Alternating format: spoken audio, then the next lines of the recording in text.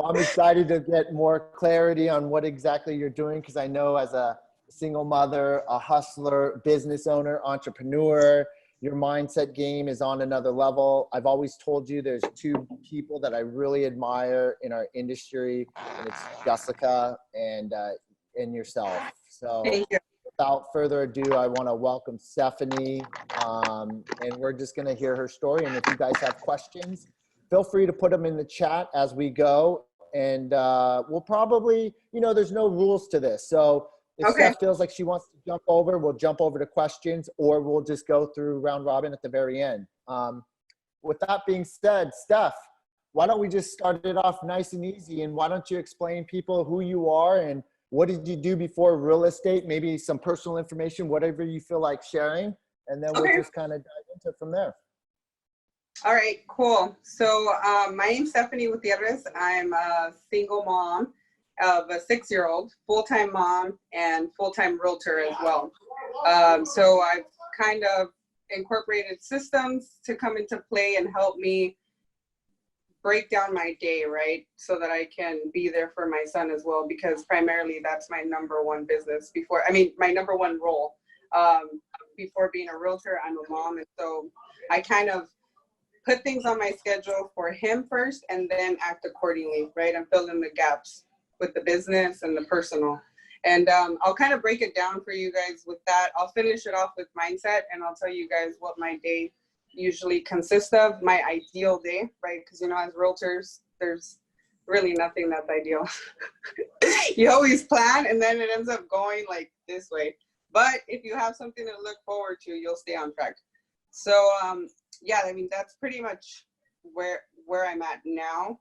My experience is from, I've had property management experience, HOA management experience. When I worked as a receptionist for a C21 company, I think I was 21 years old at the time. I started off as a receptionist, and I was managing an office of 200 agents. And I was also, at the time doing their marketing, which is where I think my level of social media game comes into play, right? Because I was managing that for other agents. I was also in charge of the licensing course, and that's where it kind of like just, started with this whole real estate thing. So I've been doing this for a minute now. But on the back end work, on the admin side of things, I was an assistant for 4 other realtors prior to working for my brother as well. For those of you who know my brother, he has a team. And yeah, I think that, what else would you guys like me to share? Yeah, no, that's a good start. Do you know offhand, Steph, and what your behavioral assessment, what your behavioral style is? IS. IS. Okay. Very cool. And so you initially then, you've worked, I heard many things. You ran the operations for 200 agent office. You were an assistant admin on the back end for 4 different agents. How many years until that point did you cross over into sales? I crossed over into sales. So that was 3 years, because I also worked, remember with Josh, when Josh was opening up the Cerritos branch, I worked with 3 then. So that was about 3 years, and I'm now going on the sales side 3 years. So 3 years in sales. Got it. And 3 years on the admin. And 3 years on the admin. Very cool. Which one do you like better? The sales side. Yeah. The admin side can be very stressful, and I want to talk about that, because I think as mothers, we're so hard on ourselves. We try to do it all, and you just can't. You just can't do it all. And so you've got to really just set goals for every single category. And on the admin side, that's where I see a lot of agents fail, because you don't have structure. You definitely need structure. And I think the whole admin side and working for other realtors gave me the opportunity to get different styles, right? One of the agents I was working with, she was highly good with expireds, and part of my job was to have everything set on the table for her, so all she would focus on was going on appointments and then calling these expireds.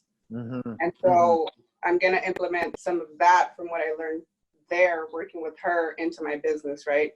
Another agent that I worked for, she specializes in something else. My brother specializes in, you know, marketing and high tech Mm-hmm. and speed. I'm also going to Mm-hmm. incorporate that into my business.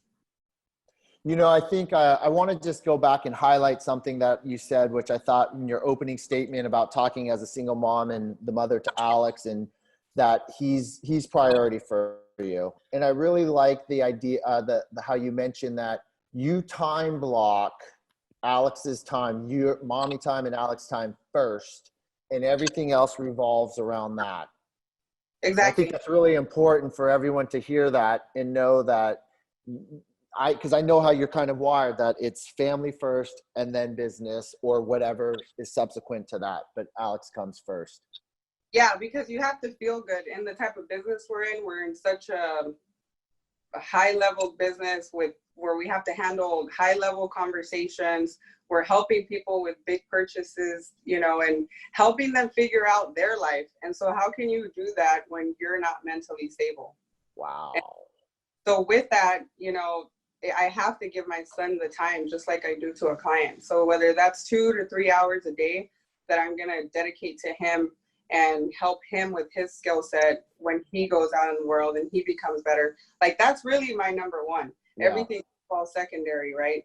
And I think as single moms or just parents in general, Mm-hmm. you have kids too. I think we're like the best negotiators because we're all day like, okay, you want this? Give me that, right? We learn from them, actually, right? They're like they're countering going to offers all day long. Like, you want this? Send me that. You want that? Send me this.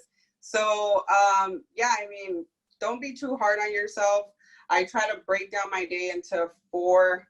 It's actually 3. I have it written down. So I've got 3 different pillars, right? And if I meet these 3, which is personal, Alex, and business. Alex is my son, by the way, for those of you who don't know. And so with my personal, I've got to give myself the time to work out. You and I know, Scott, like, if you don't work out, especially during COVID and everything that's happening right now, you get in this funk mentally because you don't check out. And so working out, not only does it teach me discipline, it teaches me to just be in the now, focus on the workouts, block out all the noise, right? And then on top of that, I feel good if I work out. So starting off my day with a workout really helps me. So that's 1. 2 is making sure that I give Alex, 2 hours in the morning and 2 hours in the afternoon, playtime, or just giving him that, that opportunity to do whatever with him. And let's see. And then number 3 is the business, which takes me to, I keep it very simple. I look at the next 24 hours because that's what's in my control. And that includes 10 new contacts and 10 follow-up or scheduling, right? It's a combination of that. And if you think about it, those are the main 3 things that I have control over every single day, which is waking up early so I can work out, managing my schedule so I can give Alex the time, and then working on the business or making sure that I hit my contacts. Wow. Which you're pretty disciplined, like I said. And so you must be very, your calendar must be on point. Like, is your calendar pretty accurate, or is it just already internalized? Yeah, so it's very accurate. Like, I know it off the top of my head, right? And I know when I can be flexible with it, because at the end of the day, we are in this business to try and facilitate our positions as and goal, again, as being a parent. That's number 1. So I sometimes try to lay out my schedule first. Right now, I will say, I'm kind of like with what Julie said, I've been in a bit of a funk because of the scheduling and everything that's happening right now with COVID and places being locked down. I've got my son with me most of the time, and so another thing that I think helps, and this is a good tip of advice for people, females who have kids, is partner up with other women in the industry who have kids. Yesterday, Esther took my son for a couple of hours, and I was able to go to my appointment, and that was 3 hours. And so helping one another and gravitate towards people who are there to support your goals. I know you had mentioned you had worked with your brother, and now you're a solo agent. Tell us what is that? Because you came from a team, now you're running your own business. Right. What does that look like? What are some of the changes that you've had to pivot with? So a lot of the changes has been time management, because now I have to shift my mindset from a buyer's agent to a listing agent. But this is where I think my admin side comes into play. I have the checklist. I know exactly what I need to get done. What's protocol when you get a listing? What's protocol when you sell one? Just generating leads and then targeting those leads. Like I'm very knowledgeable in that sense. Now it's just applying it, and I know that I've got to put time into it. So it's not going to be easy, but it's something that it's a good foundation to start on. Yep. And I know that you have your own little niche market on how you're going about one of your main pillars of lead generation. Yeah. I don't know if you want to highlight on that, like what is your approach and what are you doing to generate opportunities for your business? Yeah, so I think in today's market, especially with so much competition, you have to leverage that time. And as mothers, we're not able to just go out and door knock, right, for 3 hours with the little one. Or depending on what age your kids are in, there's a different phase to it and different challenges for every single one. So right now, my son's 6. I can probably go maybe show a couple homes with him or go on a few hours, but I can't, just block out my entire day to get things done with work and have him with me. I post heavy on social media, and it's self-branding. It's constantly stamping my name, making sure that I'm top of mind. I highly encourage all the mothers out there to use social media as leverage. What platforms are you on? All of them. All of them. Yeah. Twitter, LinkedIn, YouTube, Snapchat, TikTok, and Instagram is the biggest one. That's where I get a lot of my leads from. And what is it that you're posting and what is it you're posting, or how are you going about to attract an audience or prospects? So every post is very intentional and very purposeful. I don't have everything written down, but I know it off the top of my head what I do. So if you haven't started posting but you want to, I would highly advise you to. I go with the 3 things all the time. I don't know why. 3 is like the number. So it'll be 2 personal, 1 business. 2 personal, 1 business. People also want to see the real you and what you do, and that can spark up conversation. So you're approachable. Just building trust with people. You don't know how many times I've had people like just call me out of the blue and they've seen all my videos and I don't even have to introduce myself. They're just like, hey, what's up? How much is my house worth? Or I'm looking to get pre-qualified. And it's an easier approach. They also understand that I'm a mom. I don't have to explain that. They've seen it all over social media. Yeah. So just the approach is very warm, and it's easy as a mother. So is it safe to say then, because I love how you mentioned you want to do 2 personal to every 1 business. So is it safe to assume then that you're just managing 1 Instagram account? You don't have a personal and a business? No, it's all in one. All in one. Mm-hmm. Yeah. Okay. So now that you're on your own and you kind of have your lead gen lever, what's the biggest challenge for you right now? Right now, I will say is mindset with all the chaos that's happening. And let's talk about that.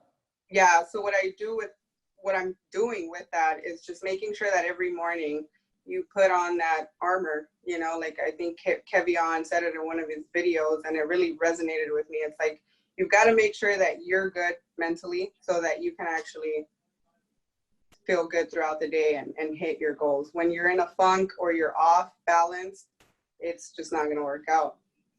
What are you doing to keep yourself in that pocket every morning to put on that armor? I know, because you'll send me some good podcast.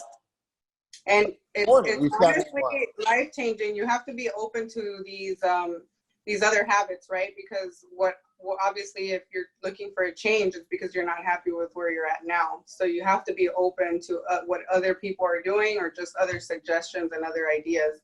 And one thing I started doing was listening to Abraham Hicks. I listen to a lot of podcasts, real estate rock stars. So I keep myself informed, updated, and just in a good state of mind. And you do that by, again, aligning yourself with like-minded people. Maybe we'll just take one. Let me throw it out there and see. We'll let you catch your breath. Shout out to Brisa. Yeah, let me see what they say here. Anyone got any questions? Feel free to unmute yourself as I just scroll through. Steph, I got a question. Okay. So when you were saying, you know, how do you go from having a pool of business and getting out of the mindset of like just right now to later on, like what do you do? Like what are you focusing on to get yourself out of like, okay, this busyness right now, right? The transactions, the whatever it is for like the future. I can always refer it back to being a mom. You know, as a mom, like we're so good at a certain level, you get used to just blocking out the noise, right? Your kid can be running around, jumping around, and you're able to block out the noise. Same goes for when you feel overwhelmed and you've got a lot of business and you have a lot of escrows. Block out all the noise. You know, I picked this up from Nick Resendez. He told me don't check your emails until after 12. Anything that's that important will, you know, it'll handle itself. If you've got the right team and systems and people in place, everything will eventually work itself out. 9 times out of 10, you feel like a deal's about to like not go through and you work it out. Like nothing is that serious. It can wait. Setting expectations and boundaries helps me. Like one of my clients, Brisa, who's watching, shout out to her. We got really close during the transaction because she's also a mom and she has 2 businesses. I don't know how she does it, but we shared a lot of the same struggles, you know, and you feel the anxiety, but you yourself with your mind can bring down those levels of anxiety and understand that everything will work itself out eventually. You're kind of like the mediator in the transaction. You just have to make sure everyone's on their game and everyone is on top of everything, but while at the same time keeping a level of calmness and learning at the same time. So right now, to answer your question, as far as what do I do when I'm overwhelmed, I go back to my schedule and like back to the now. You know, this is what I should be doing right now. Yes, I have 10 buyers who want to look at homes right now, for example, but there's 3 that need to be in a home by August. So now my main focus is those 3. And are they willing to follow my lead? Yes. If not, then I'm sorry. Right. And they're respectful. If they're respectful of my work schedule, Brisa knows this too. You have to set those expectations and boundaries with people. They need to understand that you're a mom as well. With that, I know it's so stressful when you've got like 10 buyers and sellers and investors calling you.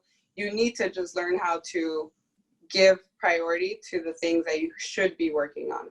You can easily get carried away, but just reeling yourself back into what should I really be doing right now? Is that really like worth my time? Maybe I should focus on this. Yeah.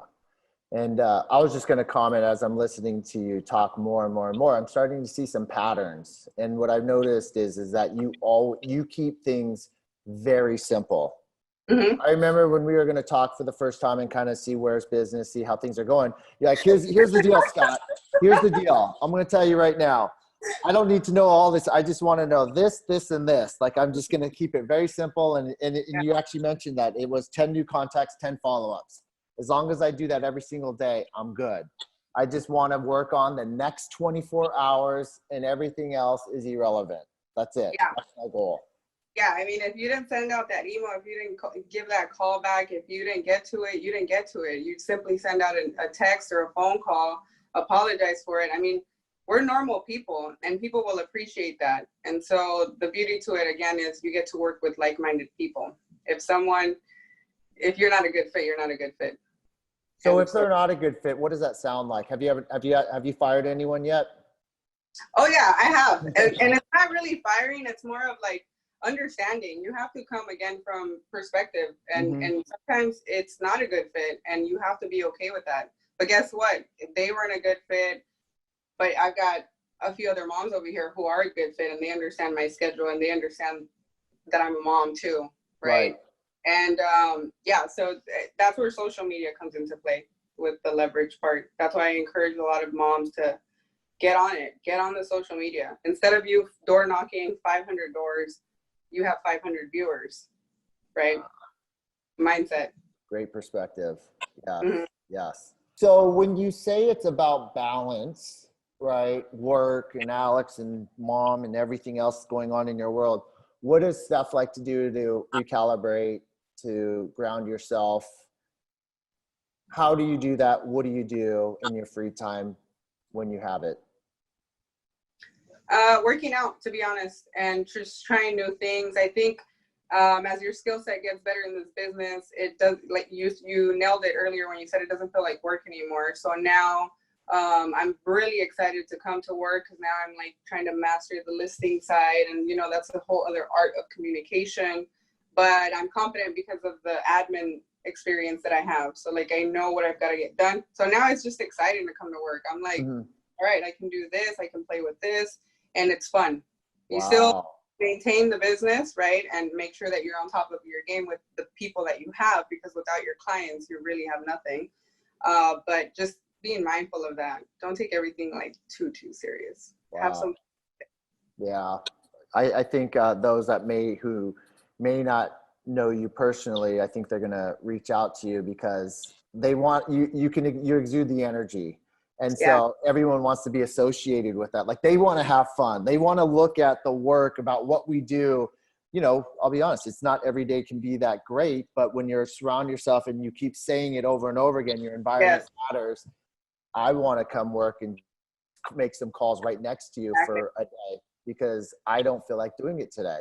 And that's, and trust me, I have those days too where I don't feel like calling, or my son's being a little bit extra fussy today, and that's okay.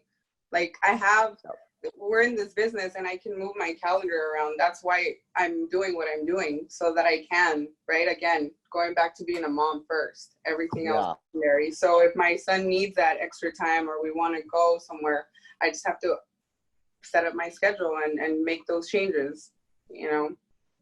And in a situation like that, and let's just say you had a showing, would you, and Alex needs you, would you push that showing out? Oh yeah.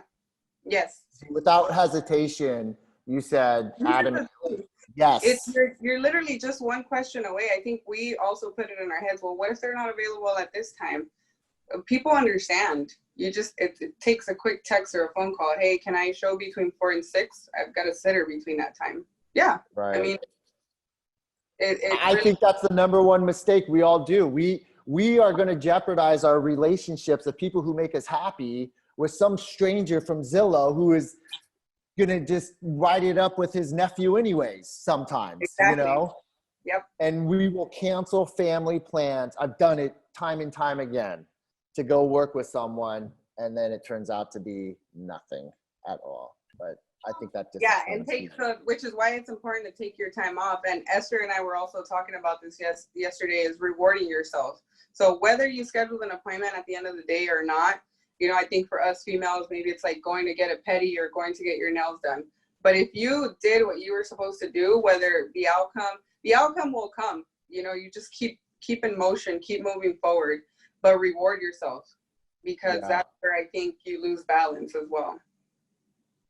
So what do you do to reward yourself on a bigger thing, aside from petties and manis? If you do that? Vacation. Yeah. I sometimes travel alone. I sometimes travel with my son.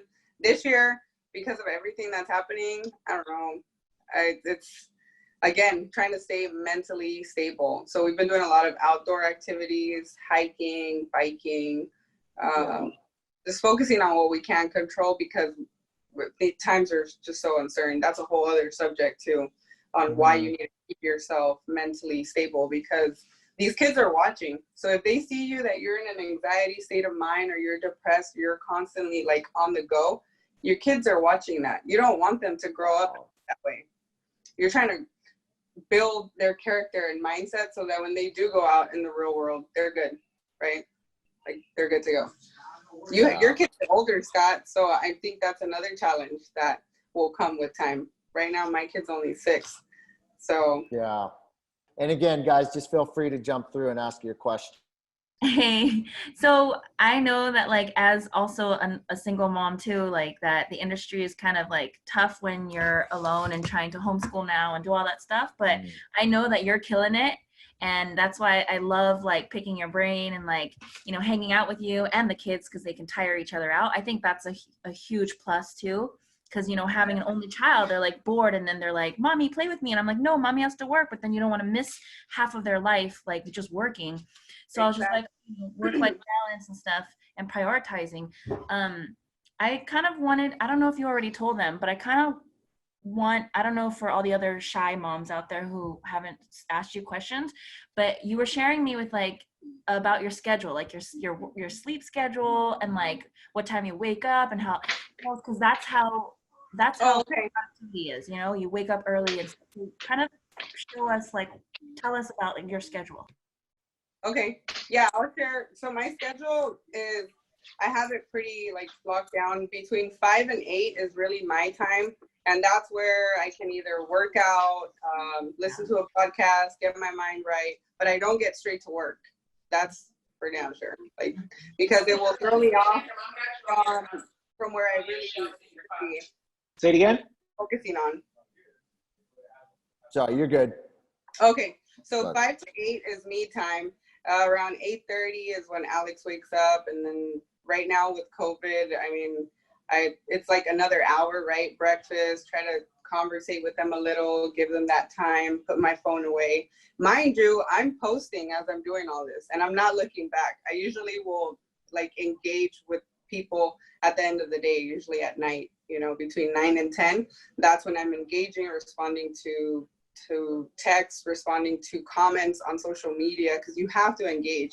That's like also key to the social media game. You have to engage. So 5 to 8, it's me time. 9 to 11, 10:30, let's say, is Alex time. And then I'm usually like, I should be at the office by 11, and I give myself 2 hours. 2 hours, you can get a lot done when you focus. You can get a lot done. I can hit those 10 contacts and 10 follow-ups in 2 hours. You know, and then I go back to Alex, 2 to 4, we're bike riding, we're doing something from 2 to 4. Then 4 to 6, follow-up game again with any clients, any escrows, and anything like that. And then it goes back to personal, 7 to 8, or work on the business. And then it goes back to social media, 8 to 11, and then go back to sleep. Brisa raised her hand. I don't know, Brisa, if you wanted to just jump in and. Yes. Hi. So my name is Brisa. So I'm Stephanie's friend, client, you know, business owner. We face a lot of the same struggles with, you know, running a business and trying to be successful and trying to make something from where, you know, we came from. So I understand. And I think what makes Stephanie kind of like she's like reaching out to everyone. It's more or less that she makes her posts very personal, and I think that's really important for a lot of people, that like her son, she brings him in the business, and that means a lot to a lot of, you know, people, business owners, to a lot of the community. And I think people would rather work with her, let's say, than to go with someone that's kind of dry, or just, you know, she throws herself out there and she makes it personal. And I think that's what grabs well, I'm going to work with her. And I know for sure that's something that I was looking in, and I said, I'm going to work with her. You know, why not? You know, we're supporting small business, and I like that. And she's going to go a long way for that. Yeah. Yeah. And that's coming straight from a client right there. Good stuff, Steph. Thank you guys so much. Thanks for doing this for us. Good stuff. A lot of great feedback. We'll make sure we get this one posted online too for others. Okay. All right. All right, guys. Okay. Thank you guys so much. Thanks, Steph. All right. Bye. Bye.